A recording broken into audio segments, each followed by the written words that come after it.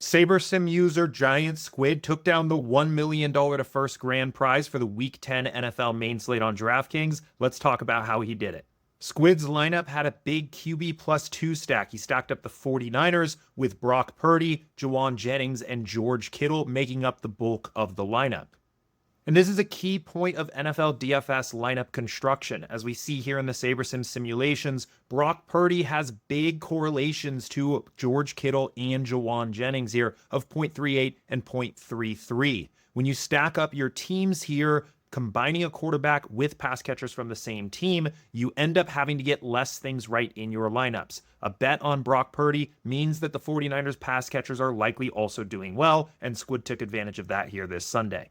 If we take a look over at his stack exposures as a whole, you see Giant Squid is almost always building these big quarterback stacks in his lineup here, with QB plus 2 stacks like the one that took down the big prize, making up 44% of the entries, and QB plus 3 stacks making up 18.7% of the entries. All of Squid's lineups have these big stacks with the quarterback to take advantage of that correlation. You'll also note here that he isn't forcing in a run back in all of these different lineups, meaning he's not always playing another player on the opposing team in the quarterback stacks. Giant Squid also played 2 players on the Commanders here in Austin Ekeler and Noah Brown. A lot of DFS players have the misconception that you should never play 2 players from the same team unless you're pairing the quarterback, and this lineup somewhat proves that wrong here. While Noah Brown didn't really have a great game and wasn't the reason this lineup took the $1 million down, he did provide some much needed salary relief for the rest of the lineup at only $4,300.